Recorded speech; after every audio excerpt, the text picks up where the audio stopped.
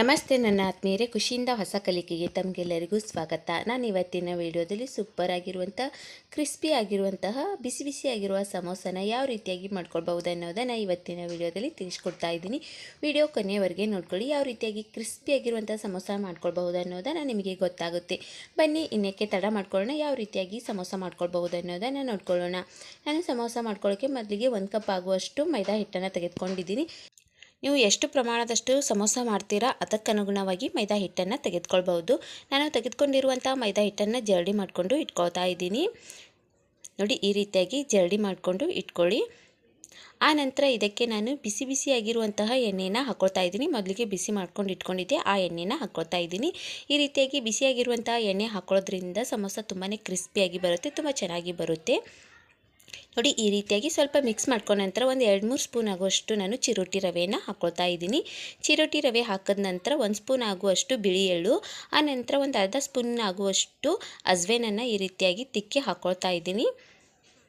ಆ ನಂತರ ಇದನ್ನು ಚೆನ್ನಾಗಿ ಒಂದು ಸಲ ಮಿಕ್ಸ್ ಮಾಡ್ಕೊಳ್ಳಿ. ನೀರು ಹಾಕೊಳ್ಳದೆ ಹಾಗೆ ಮಿಕ್ಸ್ ಮಾಡ್ಕೊಳ್ಳಿ. ನೋಡಿ, ಈ ರೀತಿ ಮಿಕ್ಸ್ ಮಾಡ್ಕೊಳ್ತಾ ನೀವು ಕೈಗೆ ಒತ್ಕೊಂಡ್ರಿ ಅಂತಂದರೆ ಉಂಡೆಯಾಗಿ ಬರಬೇಕು. ಆವಾಗ ಕರೆಕ್ಟಾಗಿ ನಮಗೆ ಕ್ರಿಸ್ಪಿಯಾಗಿ ಬರೋದಕ್ಕೆ ರೆಡಿಯಾಗಿದೆ ಅಂತ ಅರ್ಥ. ಆನಂತರ ಇದಕ್ಕೆ ಸ್ವಲ್ಪದಷ್ಟು ನೀರನ್ನು ಹಾಕ್ಕೊಳ್ತಾ ಗಟ್ಟಿಯಾಗಿ ನಾದ್ಕೊಳ್ಬೇಕಾಗುತ್ತೆ. ನೀವು ಯಾವುದೇ ಕಾರಣಕ್ಕೂ ಒಮ್ಮೆಗೆ ನೀರನ್ನು ಹಾಕ್ಕೊಳಕ್ಕೆ ಹೋಗಬೇಡಿ. ಸ್ವಲ್ಪ ಪ್ರಮಾಣದಷ್ಟು ನೀರು ಹಾಕ್ಕೊಂಡು ಆನಂತರ ನೀವು ಕಲಿಸ್ಕೊಳ್ಬೇಕಾಗುತ್ತೆ. ಉಪ್ಪು ಹಾಕ್ಕೊಳ್ಳೋದು ಮರೆತಿದ್ದೆ. ಆನಂತರ ಉಪ್ಪು ಹಾಕ್ಕೊಂಡು ಮತ್ತೆ ಕಲಿಸ್ಕೊಳ್ತಾ ಇದ್ದೀನಿ. ಹಿಟ್ಟು ಮಾತ್ರ ಗಟ್ಟಿಯಾಗಿಯೇ ಇರಬೇಕು. ಆವಾಗ ಸಮೋಸ ತುಂಬಾ ಕ್ರಿಸ್ಪಿಯಾಗಿ ತುಂಬ ಚೆನ್ನಾಗಿ ಬರುತ್ತೆ. ನೋಡಿ, ಈ ರೀತಿಯಾಗಿ ಕಲಿಸ್ಕೊಂಡ ನಂತರ ನಾವು ಒಂದು 15 ನಿಮಿಷಗಳವರೆಗೆ ರೆಸ್ಟ್ ಮಾಡಲು ಇಟ್ಕೊಳ್ಬೇಕಾಗುತ್ತೆ. 15 ನಿಮಿಷಗಳ ನಂತರ ನಾವು ಸಮೋಸ ಮಾಡ್ಕೊಳ್ಬಹುದು. ನೋಡಿ, ಇವಾಗ ನಾನು ಹಿಟ್ಟು ಕಲಿಸ್ಕೊಂಡಿದ್ದಾಯಿತು, ನೆನೆಸ್ಕೊಳ್ಳೋಕ್ಕೆ ಇಟ್ಕೊಳ್ತಾ ಇದ್ದೀನಿ. ಕಲಿಸ್ಕೊಂಡು ಇಟ್ಕೊಂಡಿರುವಂಥ ಮೈದಾ ಹಿಟ್ಟು ನೆನೆಯುವಷ್ಟರಲ್ಲಿ ಅದಕ್ಕೆ ಬೇಕಾಗಿರುವಂಥ ಸ್ಟಫಿಂಗನ್ನು ರೆಡಿ ಮಾಡ್ಕೊಳ್ಳೋಣ ಬನ್ನಿ. ನಾನು ಪಟೋಟನ ಮೊದಲಿಗೆ ಕುದಿಸ್ಕೊಂಡು ಸಿಪ್ಪೆ ಬಿಡಿಸ್ಕೊಂಡು ಇಟ್ಕೊಂಡಿದ್ದೀನಿ. ಹಾಗೆ ಶುಂಠಿನ ಕುಟ್ಕೊಂಡು ಇಟ್ಕೊಂಡಿದ್ದೀನಿ. ಪುದೀನಾನು ತೆಗೆದುಕೊಂಡಿದ್ದೀನಿ. ಹಾಗೆ 1 ಟೊಮೊಟೊನ ಕಟ್ ಮಾಡ್ಕೊಂಡು ಇಟ್ಕೊಂಡಿದ್ದೀನಿ. ಹಾಗೆ ಒಂದು 2ರಿಂದ 3ರಷ್ಟು ಈರುಳ್ಳಿನ ಬೇಕಾಗುತ್ತೆ, ಅದನ್ನು ಕಟ್ ಮಾಡ್ಕೊಂಡು ಇಟ್ಕೊಂಡಿದ್ದೀನಿ. ಹಾಗೆ ಕರಿಬೇವು ಕೂಡ ಬೇಕಾಗುತ್ತೆ. ಮತ್ತು ನಾವು ಕುದಿಸ್ಕೊಂಡು ಇಟ್ಕೊಂಡಿರುವಂತಹ ಪಟಾಟೋನ ಈ ರೀತಿಯಾಗಿ ಕೈಯಿಂದ ಕಿವುಚ್ಕೊಂಡು ಇಟ್ಕೊಳ್ಬೇಕಾಗುತ್ತೆ. ಹಾಗೆ ಒಗ್ಗರಣೆ ಹಾಕ್ಕೊಳ್ಳುವಾಗ ನಮಗೆ ಸುಲಭವಾಗಿ ಬೇಗನೆ ಹಾಕ್ಕೊಳ್ಬಹುದು. ಅದಕ್ಕೋಸ್ಕರ ಮುಂಚಿತವಾಗಿಯೇ ನಾನು ಕೈಯಿಂದ ಈ ರೀತಿಯಾಗಿ ಕಿವುಚ್ಕೊಂಡು ಪಟಾಟೋನ ಇಟ್ಕೊಳ್ತಾ ಇದ್ದೀನಿ. ನಾನು 2 ಪಟಾಟೋನ ಮಾತ್ರ ಯೂಸ್ ಮಾಡ್ಕೊಂಡಿದ್ದೀನಿ. ನೋಡಿ, ಇವಾಗ ಪಟಾಟೋ ಕಿವುಚ್ಕೊಂಡು ಇಟ್ಕೊಂಡಿದ್ದಾಯಿತು. ಹಾಗೆ ಈ ಕಡೆ ಒಂದು ಬೌಲಲ್ಲಿ ಒಂದು 2 ಸ್ಪೂನ್ ಆಗುವಷ್ಟು ಎಣ್ಣೆನ ಬಿಸಿ ಮಾಡ್ಕೊಳ್ಳೋಕೆ ಇಟ್ಕೊಂಡಿದ್ದೆ. ಎಣ್ಣೆ ಬಿಸಿ ಆದ ನಂತರ ಒಂದು ಅರ್ಧ ಸ್ಪೂನಿನಷ್ಟು ಜೀರಿಗೆ ಮತ್ತು ಸಾಸಿವೆನ 2 ಕೂಡಿ ಹಾಕ್ಕೊಳ್ತಾ ಇದ್ದೀನಿ. ಇದು ಚಿಟಪಟ ಅಂದ ನಂತರ ಇದಕ್ಕೆ ಕರಿಬೇವು ಕೂಡ ಹಾಕ್ಕೊಳ್ತಾ ಇದ್ದೀನಿ. ಕರಿಬೇವು ಹಾಕಿದ ನಂತರ ನಾವು ಕಟ್ ಮಾಡ್ಕೊಂಡು ಇಟ್ಕೊಂಡಿರುವಂತಹ ಈರುಳ್ಳಿನೂ ಕೂಡ ಹಾಕ್ಕೊಳ್ಳಿ. ನಾನು ಈರುಳ್ಳಿ ಜಾಸ್ತಿ ಪ್ರಮಾಣದಷ್ಟು ಹಾಕ್ಕೊಳ್ತಾ ಇದ್ದೀನಿ. ಆವಾಗ ತುಂಬಾ ಚೆನ್ನಾಗಿ ಟೇಸ್ಟ್ ಕೊಡುತ್ತೆ ಅಂತಲೇ ಹೇಳ್ಬೋದು. ಈರುಳ್ಳಿ ಸ್ವಲ್ಪ ಮಟ್ಟಿಗೆ ಸಾಫ್ಟ್ ಆಗಲಿ ಮಿಕ್ಸ್ ಮಾಡ್ಕೊಳ್ಳೋಣ ಎಣ್ಣೆಯಲ್ಲಿ. ಆನಂತರ ಇದಕ್ಕೆ ಒಂದು ಅರ್ಧ ಸ್ಪೂನಿನಷ್ಟು ಅಂದರೆ ರುಚಿಗೆ ತಕ್ಕಷ್ಟು ಉಪ್ಪನ್ನು ಹಾಕ್ಕೊಳ್ತಾ ಇದ್ದೀನಿ. ಉಪ್ಪು ಹಾಕ್ಕೊಂಡು ಚೆನ್ನಾಗಿ ಮಿಕ್ಸ್ ಮಾಡ್ಕೊಳ್ಳಿ. ಈರುಳ್ಳಿ ಬೇಗನೆ ಬೆಂದೋಗುತ್ತೆ. ನೋಡಿ, ನೀವು ಈರುಳ್ಳಿನ ಸ್ವಲ್ಪ ಜಾಸ್ತಿ ಪ್ರಮಾಣದಲ್ಲಿ ಹಾಕ್ಕೊಳ್ಳಿ. ತಿನ್ನುವಾಗ ತುಂಬಾ ಟೇಸ್ಟ್ ಕೊಡುತ್ತೆ ಅಂತಲೇ ಹೇಳ್ಬೋದು. ಆ ನಂತರ ಕಟ್ ಮಾಡ್ಕೊಂಡಿರುವಂತಹ ಪುದೀನಾನು ಕೂಡ ಹಾಕ್ಕೊಳ್ತಾ ಇದ್ದೀನಿ. ಪುದೀನ ಹಾಕೋದ್ರಿಂದ ಈ ಸಮೋಸ ಟೇಸ್ಟು ಒಂಥರ ಸೂಪರಾಗಿರುತ್ತೆ ಅಂತಲೇ ಹೇಳ್ಬೋದು. ಯಾವುದೇ ಕಾರಣಕ್ಕೂ ಸ್ಕಿಪ್ ಮಾಡ್ಕೊಳ್ಳೋಕೆ ಹೋಗಬೇಡಿ. ಆ ನಂತರ ಕಟ್ ಮಾಡ್ಕೊಂಡಿರುವಂತಹ ಟೊಮೊಟೊನ ಹಾಕ್ಕೊಳ್ಳಿ. ಎಲ್ಲವನ್ನು ಕೂಡ ಚೆನ್ನಾಗಿ ಮಿಕ್ಸ್ ಮಾಡಿಕೊಂಡು ಸ್ವಲ್ಪ ಹೊತ್ತು ಸಾಫ್ಟ್ ಆಗುವವರೆಗೂ ನಾವು ಬಿಟ್ಕೊಳ್ಬೇಕಾಗುತ್ತೆ. ನೋಡಿ, ಕ್ರಿಸ್ಪಿಯಾಗಿರುವಂತಹ ಸಮೋಸ ತುಂಬಾ ಚೆನ್ನಾಗಿರುತ್ತೆ. ಖಂಡಿತವಾಗ್ಲೂ ನೀವು ಟ್ರೈ ಮಾಡಲೇಬೇಕು. ಆನಂತರ ಶುಂಠಿನೂ ಕೂಡ ನಾನು ಕುಟ್ಕೊಂಡು ಇಟ್ಕೊಂಡಿದ್ದೆ, ಅದನ್ನು ಕೂಡ ಹಾಕ್ಕೊಂಡಿದ್ದೀನಿ. ನೀವು ಶುಂಠಿ ಬೆಳ್ಳುಳ್ಳಿ ಪೇಸ್ಟ್ ಕೂಡ ಹಾಕ್ಕೊಳ್ಬಹುದು. ಆನಂತರ ಒಂದು ಸ್ವಲ್ಪದಷ್ಟು ಅರಿಶಿನ ಪುಡಿಯನ್ನು ಹಾಕ್ಕೊಳ್ತಾ ಇದ್ದೀನಿ. ಆನಂತರ ಒಂದು ಸ್ವಲ್ಪದಷ್ಟು ನಾನು ಚಕ್ಕೆ ಪುಡಿನ ಹಾಕ್ಕೊಂಡಿದ್ದೀನಿ.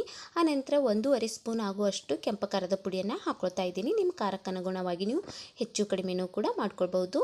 ಎಲ್ಲವೂ ಹಾಕಿದ ನಂತರ ಚೆನ್ನಾಗಿ ಮಿಕ್ಸ್ ಮಾಡ್ಕೊಳ್ಳಿ. ಸ್ವಲ್ಪ ಹೊತ್ತು ಸಾಫ್ಟ್ ಆಗಲಿ. ಸಾಫ್ಟ್ ಆದ ನಂತರ ನಾವು ಮೊದಲಿಗೆ ಕಿವುಚಿಟ್ಕೊಂಡಿರುವಂಥ ಪಟಾಟೋನ ಹಾಕ್ಕೊಳ್ಬೇಕಾಗುತ್ತೆ.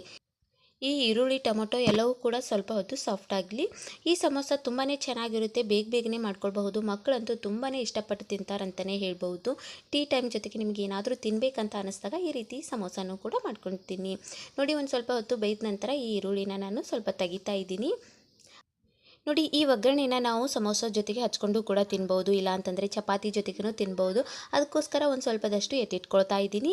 ನೋಡಿ, ಆ ನಂತರ ನಾನು ಮೊದಲಿಗೆ ಕಿವುಚಿಟ್ಕೊಂಡಿರುವಂತಹ ಪಟಾಟೋನ ಹಾಕ್ಕೊಳ್ತಾ ಇದ್ದೀನಿ. ನೋಡಿ, ನಾನು ಒಂದು ಸ್ವಲ್ಪದಷ್ಟು ಎತ್ತಿಟ್ಕೊಳ್ಬೇಕಂತ ಈರುಳ್ಳಿ ಜಾಸ್ತಿನೇ ಹಾಕಿದ್ದೆ, ಅದಕ್ಕೋಸ್ಕರ ಸ್ವಲ್ಪ ಪ್ರಮಾಣದಷ್ಟು ತೆಗೆದಿದ್ದೇನೆ. ಇವಾಗ ಪಟಾಟೊ ಹಾಕಿ ಮತ್ತೆ ಚೆನ್ನಾಗಿ ಮಿಕ್ಸ್ ಮಾಡ್ಕೊಳ್ತಾ ಇದ್ದೀನಿ. ಇವಾಗ ಸ್ಟಫಿಂಗ್ ಅಂತೂ ರೆಡಿ ಆಯಿತು. ಸೂಪರಾಗಿ ಪಟಾಟೊ ಪಲ್ಯ ರೆಡಿಯಾಗಿದೆ. ನೋಡಿ ಇವಾಗ ಸ್ಟಫಿಂಗ್ ಅಂತೂ ರೆಡಿ ಆಯಿತು. ಹಾಗೆ ಹಿಟ್ಟು ಕೂಡ ನೆಂದಿದೆ ಇಲ್ವಾ ಅಂತ ಚೆಕ್ ಮಾಡ್ಕೊಳ್ಳೋಣ. ಹಿಟ್ಟು ತುಂಬ ಚೆನ್ನಾಗಿ ನೆಂದಿದೆ. ಒಂದು ಸ್ವಲ್ಪದಷ್ಟು ಕೈಗೆ ನೀರನ್ನು ಹಚ್ಕೊಂಡು ಚೆನ್ನಾಗಿ ಮಿದ್ಕೊಳ್ತಾ ಇದ್ದೀನಿ. ನೋಡಿ ನೀವು ಹಿಟ್ಟು ನಾದಿ ಇಟ್ಕೊಂಡ ನಂತರ ಖಂಡಿತವಾಗ್ಲೂ ಒಂದು ಸ್ವಲ್ಪ ಹೊತ್ತು ಮಿದ್ಕೊಳ್ಳಿ. ಆವಾಗ ತುಂಬ ಚೆನ್ನಾಗಿ ಕ್ರಿಸ್ಪಿಯಾಗಿ ಬರುತ್ತೆ ಅಂತಲೇ ಹೇಳ್ಬೋದು. ನೋಡಿ ಇವಾಗ ಹಿಟ್ಟು ಮಿದ್ಕೊಂಡಿದ್ದಾಯಿತು. ನಿಮಗೆ ಎಷ್ಟು ಬೇಕೋ ಅಷ್ಟು ಉಳ್ಳೆಯನ್ನು ತೆಗೆದುಕೊಳ್ಬಹುದು. ಉಳ್ಳೆಯನ್ನು ತೆಗೆದುಕೊಂಡು ನೀವು ಲಟ್ಟಿಸ್ಕೊಳ್ಬೋದು. ಪೂರಿ ರೀತಿಯಾಗಿ ನೀವು ಲಟ್ಟಿಸ್ಕೊಂಡ್ರೆ ನಡೆಯುತ್ತೆ. ನೋಡಿ ಸಮೋಸ ಸೂಪರ್ ಆಗಿರುತ್ತೆ. ಯಾರು ಕೂಡ ಸಮೋಸ ಇಷ್ಟಪಡಲ್ಲ, ಎಲ್ಲರೂ ಕೂಡ ಇಷ್ಟಪಟ್ಟು ತಿಂತಾರೆ. ಹೊರಗಿಂದು ತಂದು ತಿನ್ನೋದಕ್ಕಿಂತ ಮನೆಯಲ್ಲಿನೇ ಮಾಡ್ಕೊಂಡಿರುವಂಥ ಸಮೋಸನ ಒಂದು ಸಲ ತಿಂದು ನೋಡಿ, ತುಂಬಾ ಚೆನ್ನಾಗಿರುತ್ತೆ. ಒಂದು ಸ್ವಲ್ಪದಷ್ಟು ಅಂದರೆ ಒಂದು ನಿಂಬೆಹಣ್ಣಿನ ಗಾತ್ರದಷ್ಟು ಉಳ್ಳೆಯನ್ನು ಮಾಡ್ಕೊಂಡಿದ್ದೀನಿ. ಇವಾಗ ಹಿಟ್ಟಿನಲ್ಲಿ ಎದ್ಬಿಟ್ಟು ಲಟ್ಟಿಸ್ಕೊಂಡು ಬಿಡೋದಷ್ಟೇ. ನೋಡಿ ನಾವು ಪೂರಿಯನ್ನು ಮಾಡ್ಕೊಳ್ತೀವಲ್ವ, ಆ ರೀತಿಯಾಗಿ ಲಟ್ಟಿಸ್ಕೊಳ್ಳಿ. ಆದರೆ ಅದಕ್ಕಿಂತಲೂ ಕೂಡ ತೆಳ್ಳಗಾಗಿ ಇರಬೇಕು, ಜಾಸ್ತಿ ದಪ್ಪವಾಗಿ ಮಾಡ್ಕೊಳಕ್ಕೆ ಹೋಗಬೇಡಿ. ನೋಡಿ ಮತ್ತೆ ಒಂದು ಸ್ವಲ್ಪ ಲಟ್ಟಣಿಗೆಗೆ ಅಂಟ್ಕೊಳ್ತಾ ಇದ್ದರೆ ಹಿಟ್ಟನ್ನು ಹಚ್ಕೊಂಡು ಲಟ್ಟಿಸ್ಕೊಳ್ಬೇಕಾಗುತ್ತೆ. ನಾವು ಎಳ್ಳು ಹಾಕಿರ್ತೇವೆ ಮತ್ತು ಅಜ್ವೇನೂ ಕೂಡ ಹಾಕಿರ್ತೇವೆ. ತಿನ್ನುವಾಗ ಟೇಸ್ಟು ಸೂಪರಾಗಿರುತ್ತೆ ಮತ್ತು ತುಂಬಾ ಚೆನ್ನಾಗಿರುತ್ತೆ ಅಂತಲೇ ಹೇಳ್ಬೋದು ಈ ಸಮೋಸ. ನೋಡಿ ಇವಾಗ ಲಟ್ಟಿಸ್ಕೊಂಡಿದ್ದಾಯಿತು. ನಾನು ಕಟ್ ಮಾಡ್ಕೊಳ್ತಾ ಇದ್ದೀನಿ. ನೋಡಿ ಒಂದರಲ್ಲಿ ನಾನು 4 ಭಾಗವಾಗಿ ಕಟ್ ಮಾಡ್ಕೊಳ್ತಾ ಇದ್ದೀನಿ. ನೋಡಿ ಸಮೋಸನ ನಾನಾ ರೀತಿಯಾಗಿ ಮಾಡ್ಕೊಳ್ತಾರೆ. ತುಂಬಾ ಸುಲಭವಾಗಿರುವಂತಹ ವಿಧಾನದಲ್ಲಿ ನಾನು ತೋರಿಸ್ತಾ ಇದ್ದೀನಿ. ನೋಡಿ ಒಂದರಲ್ಲಿ 4 ಭಾಗವನ್ನು ಮಾಡಿಟ್ಕೊಂಡಿದ್ದೀನಿ. ಇದಕ್ಕೆ ಒಳಗಡೆ ನಾನು ಮಾಡಿಟ್ಕೊಂಡಿರುವಂತಹ ಪಟೋಟನ ಹಾಕ್ಕೊಳ್ತೀನಿ. ನೋಡಿ ಒಂದು ಸ್ವಲ್ಪದಷ್ಟು ಪಟೋಟನ ಹಾಕ್ಕೊಳ್ಬೇಕು. ಆ ನಂತರ ಸ್ವಲ್ಪ ನೀರನ್ನು ಹಚ್ಕೊಳ್ಬೇಕಾಗತ್ತೆ, ಅಂದರೆ ಗಟ್ಟಿಯಾಗಿ ಅಂಟ್ಕೊಳ್ಳಿ. ಅದಕ್ಕೋಸ್ಕರ ಸ್ವಲ್ಪ ನೀರನ್ನು ಹಚ್ಕೊಂಡು ಈ ರೀತಿಯಾಗಿ ಮಡ್ಚ್ಕೊಂಡು ಬಿಡಬೇಕಷ್ಟೇ. ನೋಡಿ ಈ ರೀತಿಯಾಗಿ ತುಂಬಾ ಚೆನ್ನಾಗಿ ಮಡ್ಚ್ಕೊಂಡು ಬಿಡಿ, ಒಂದು ಸ್ವಲ್ಪನೂ ಕೂಡ ಬಿಟ್ಕೊಳ್ಬಾರ್ದು. ನೋಡಿ ಈ ರೀತಿಯಾಗಿ ಸಮೋಸನ ನಾನು ರೆಡಿ ಮಾಡಿಕೊಂಡು ಒಂದು ತಟ್ಟೆಯಲ್ಲಿ ಎತ್ತಿಟ್ಕೊಳ್ತಾ ಇದ್ದೀನಿ. ಮತ್ತು ಯಾವ ರೀತಿಯಾಗಿ ಸಮೋಸನ ಮಾಡ್ಕೊಳ್ಬೋದು ಅನ್ನೋದನ್ನು ಇನ್ನೂ ಒಂದು ಸಲ ನೋಡ್ಕೊಂಡು ಬಿಡಿ. ನೋಡಿ ಒಂದನ್ನು ತೆಗೆದುಕೊಂಡು ಅದರ ಮಧ್ಯದಲ್ಲಿ ಒಂದು ಸ್ವಲ್ಪದಷ್ಟು ನಾವು ಮಾಡಿಟ್ಕೊಂಡಿರುವಂತಹ ಸ್ಟಫಿಂಗನ್ನು ಹಾಕ್ಕೊಳ್ಳೋಣ. ಅದಕ್ಕೆ ಸೈಡಿಗೆ ನಾನು ನೀರನ್ನು ಹಚ್ಕೊಳ್ತಾ ಇದ್ದೀನಿ. ಆ ನಂತರ ಮಡ್ಚ್ಕೊಂಡು ಚೆನ್ನಾಗಿ ಒತ್ಕೊಂಡು ಬಿಡಬೇಕು. ನೋಡಿ ಸ್ವಲ್ಪನೂ ಕೂಡ ಬಿಟ್ಕೊಳ್ಬಾರ್ದು, ಆ ರೀತಿಯಾಗಿ ಒತ್ಕೊಳ್ಳಿ. ಎಣ್ಣೆಯಲ್ಲಿ ಹಾಕಿದ ನಂತರ ಒಡೆದು ಹೋಗಿಬಿಡುತ್ತೆ. ಅದಕ್ಕೋಸ್ಕರ ಚೆನ್ನಾಗಿ ಒತ್ಕೊಂಡು ಒಂದು ತಟ್ಟೆಯಲ್ಲಿ ಎತ್ತಿಟ್ಕೊಳ್ಳೋಣ. ನೋಡಿ ಸೂಪರಾಗಿ ನೀವು ಸಮೋಸನ ಮನೆಯಲ್ಲಿ ಮಾಡಿಕೊಟ್ರಿ ಅಂತಂದರೆ ಮಕ್ಕಳು ದೊಡ್ಡವರು ಎಲ್ಲರೂ ಕೂಡ ಇಷ್ಟಪಟ್ಟು ತಿಂತಾರೆ. ಟೀ ಟೈಮ್ ಜೊತೆಗೆ ಏನಾದರೂ ತಿನ್ನಬೇಕಂತ ಅನ್ನಿಸ್ದಾಗ ಈ ರೀತಿಯಾಗಿ ಸಮೋಸ ಮಾಡ್ಕೊಂಡು ತಿನ್ನಿ, ತುಂಬಾ ಚೆನ್ನಾಗಿರುತ್ತೆ. ಎಲ್ಲರೂ ಕೂಡ ಇಷ್ಟಪಟ್ಟು ತಿಂತಾರೆ ಅಂತಲೇ ಹೇಳ್ಬೋದು. ತುಂಬಾ ಚೆನ್ನಾಗಿರುತ್ತೆ, ತುಂಬಾ ವಿಭಿನ್ನವಾಗಿರುತ್ತೆ. ಖಂಡಿತವಾಗ್ಲೂ ಎಲ್ಲರೂ ಕೂಡ ನಿಮ್ಮ ಮನೇಲಿ ಒಂದ್ಸಲ ಸಮೋಸನ ಈ ವಿಧಾನದಲ್ಲಿ ಟ್ರೈ ಮಾಡಿ. ಮತ್ತು ಟ್ರೈ ಮಾಡಿದ ನಂತರ ಹೇಗೆ ಬಂದಿದೆ ಅನ್ನೋದನ್ನು ನನಗೆ ತಪ್ಪದೆ ಕಮೆಂಟ್ ಮೂಲಕವಾಗಿ ತಿಳಿಸಿ. ಇನ್ನೂ ಯಾರಾದರೂ ನನ್ನ ಚಾನಲ್ಗೆ ಸಬ್ಸ್ಕ್ರೈಬ್ ಆಗಿಲ್ಲ ಅಂತಂದರೆ ತಕ್ಷಣಕ್ಕೆ ಹೋಗಿ ಸಬ್ಸ್ಕ್ರೈಬ್ ಮಾಡ್ಕೊಳ್ಳಿ. ಇದೇ ರೀತಿಯಾಗಿ ನಾನು ಎಲ್ಲವನ್ನ ಸಮೋಸನ ಮಾಡಿಟ್ಕೊಂಡು ಒಂದು ತಟ್ಟೆಯಲ್ಲಿ ಎತ್ತಿಟ್ಕೊಳ್ತಾ ಇದ್ದೀನಿ. ಈ ರೀತಿಯಾಗಿ ನಾವು ಮೊದಲಿಗೆ ಮಾಡಿಟ್ಕೊಂಡ್ವಿ ಅಂತಂದರೆ ಎಣ್ಣೆಯಲ್ಲಿ ಫ್ರೈ ಮಾಡ್ಕೊಳ್ಳುವಾಗ ತುಂಬ ಈಸಿಯಾಗಿಬಿಡುತ್ತೆ. ನಾನು ಸಮೋಸನ ರೆಡಿ ಮಾಡ್ಕೊಂಡು ಇಟ್ಕೊಂಡಿದ್ದೆ. ಹಾಗೆ ಈ ಕಡೆ ಎಣ್ಣೆನೂ ಕೂಡ ಬಿಸಿ ಮಾಡ್ಕೊಳ್ಳೋಕ್ಕೆ ಇಟ್ಕೊಂಡಿದ್ದೆ. ಎಣ್ಣೆ ಬಿಸಿ ಆದ ನಂತರ ಒಂದೊಂದಾಗಿ ಸಮೋಸನ ನಾವು ಫ್ರೈ ಮಾಡ್ಕೊಳ್ಬಹುದು. ಸ್ವಲ್ಪ ಗೋಲ್ಡನ್ ಕಲರ್ ಬರೋವರೆಗೂ ನಾವು ಎಣ್ಣೆಯಲ್ಲಿ ಫ್ರೈ ಮಾಡಿಕೊಂಡು ಆನಂತರ ಬಿಸಿ ಬಿಸಿಯಾಗಿ ತಿಂತಾ ಇದ್ದರೆ ಸೂಪರಾಗಿರುತ್ತೆ. ಟೀ ಟೈಮ್ ಜೊತೆಗಂತೂ ತುಂಬಾ ಚೆನ್ನಾಗಿರುತ್ತೆ. ನೀವು ಯಾವುದಾದ್ರೂ ಚಟ್ನಿ ಜೊತೆಗೂ ಸರ್ವ್ ಮಾಡ್ಕೊಳ್ಬೋದು, ಸಾಸ್ ಜೊತೆಗೂ ಕೂಡ ಸರ್ವ್ ಮಾಡ್ಕೊಳ್ಬೋದು. ತುಂಬಾ ಚೆನ್ನಾಗಿರುತ್ತೆ. ಇಲ್ಲಾಂತಂದರೆ ಹಾಗೇನೂ ಕೂಡ ತಿನ್ಬೋದು, ಸೂಪರಾಗಿರುತ್ತೆ ಅಂತಲೇ ಹೇಳ್ಬೋದು ಸಮೋಸ. ನೋಡಿ ಇವಾಗ ನಿಮ್ಗೆ ಕಾಣಿಸ್ತಾ ಇರ್ಬೋದು ಗೋಲ್ಡನ್ ಕಲರ್ ಬಂದಿದೆ. ಇವಾಗ ನಾನು ಒಂದು ತಟ್ಟೆಗೆ ತೆಗಿತಾ ಇದ್ದೀನಿ. ಕ್ರಿಸ್ಪಿಯಾಗಿರುವಂಥ ಸೂಪರ್ ಗರಂ ಗರಂ ಆಗಿರುವಂಥ ಸಮೋಸ ರೆಡಿ ಆಗಿಬಿಡ್ತು. ನೋಡಿ ಮತ್ತೆ ಯಾವ ರೀತಿಯಾಗಿ ಫ್ರೈ ಮಾಡ್ಕೊಳ್ಬೋದು ಅನ್ನೋದನ್ನು ಇನ್ನೊಂದು ಸಲ ತೋರಿಸ್ತಾ ಇದ್ದೀನಿ. ಬಿಸಿಯಾಗಿರುವಂಥ ಎಣ್ಣೆಯಲ್ಲಿ ನಾವು ಮಾಡಿ ಇಟ್ಕೊಂಡಿರುವಂಥ ಸಮೋಸನ ಹಾಕ್ಕೊಂಡು ಗೋಲ್ಡನ್ ಕಲರ್ ಬರೋವರೆಗೂ ನಾವು ಫ್ರೈ ಮಾಡ್ಕೊಂಡ್ರಿ ಅಂತಂದರೆ ಮುಗೀತು. ಸೂಪರಾಗಿ ಬಿಸಿ ಬಿಸಿಯಾಗಿ ಗರಂ ಗರಂ ಆಗಿರುವಂತಹ ಟೀ ಟೈಮ್ ಜೊತೆಗೆ ಸಮೋಸ ರೆಡಿಯಾಗಿಬಿಡ್ತು. ನೋಡಿ ಯಾವ ರೀತಿಯಾಗಿ ಸೂಪರಾಗಿ ಸಿಂಪಲ್ಲಾಗಿ ಮಾಡ್ಕೊಳ್ಬಹುದು ಅನ್ನೋದನ್ನು ಖಂಡಿತವಾಗ್ಲೂ ನೋಡ್ಕೊಂಡ್ರಲ್ವಾ. ಇನ್ನೇಕೆ ತಡ ಮಾಡ್ತಾ ಇದ್ದೀರಾ? ಈಗಲೇ ಹೋಗಿ ನಿಮ್ಮ ಮನೇಲಿ ಸಮೋಸನ ಟ್ರೈ ಮಾಡಿ. ಕ್ರಿಸ್ಪಿಯಾಗಿರುವಂಥ ಸಮೋಸ ತಿನ್ನಲು ರೆಡಿಯಾಗಿಬಿಡ್ತು. ಇದನ್ನು ನೀವು ಒಂದು ಸರ್ವಿಂಗ್ ಪ್ಲೇಟ್ಗೆ ಸರ್ವ್ ಮಾಡಿಕೊಂಡು ಯಾವುದಾದ್ರೂ ಚಟ್ನಿ ಜೊತೆಗೆ ತಿಂತಾ ಇದ್ದರೆ ಸೂಪರಾಗಿರುತ್ತೆ. ಎಲ್ಲರೂ ಕೂಡ ಮಜಾ ಮಾಡ್ಕೊಳ್ತಾ ಟೈಮ್ ಪಾಸ್ ಮಾಡ್ಕೊಳ್ತಾ ತಿನ್ಬೋದು. ನೋಡಿ ನೀವು ಹೊರಗಿನ ತಿಂಡಿ ತಿನ್ನೋದಕ್ಕಿಂತ ಮನೆಯಲ್ಲಿನೇ ವಿಭಿನ್ನವಾಗಿರುವಂತಹ ಅಡುಗೆಗಳನ್ನು ಮಾಡ್ಕೊಂಡು ತಿನ್ನಿ.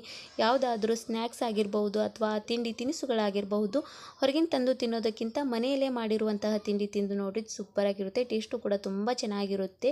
ಅದರ ಸ್ವಾದನೂ ಕೂಡ ಸೂಪರಾಗಿರುತ್ತೆ ಅಂತಲೇ ಹೇಳ್ಬೋದು. ನೋಡಿ ಇವತ್ತಿನ ವಿಡಿಯೋದಲ್ಲಿ ಕ್ರಿಸ್ಪಿಯಾಗಿರುವಂಥ ಸಮೋಸನ ಯಾವ ರೀತಿಯಾಗಿ ಮಾಡ್ಕೊಳ್ಬೋದು ಅನ್ನೋದನ್ನು ತಿಳಿಸ್ಕೊಟ್ಟಿದ್ದೀನಿ. ನಿಮ್ಮೆಲ್ಲರಿಗೂ ಈ ವಿಡಿಯೋ ಇಷ್ಟ ಆಗಿದೆ ಅಂತ ಹೇಳಿ ಭಾವಿಸ್ತಾ ಇದ್ದೀನಿ. ಹೀಗೆ ಮುಂದಿನ ಹೊಸ ವಿಡಿಯೋ ಒಂದಿಗೆ ಬರ್ತಾ ಇರ್ತೀನಿ. Take care, by. ಖುಷಿಯಾಗಿರಿ, ಸದಾ ಹೊಸದನ್ನು ಯೋಚಿಸ್ತಾ ಇರಿ. Thank you.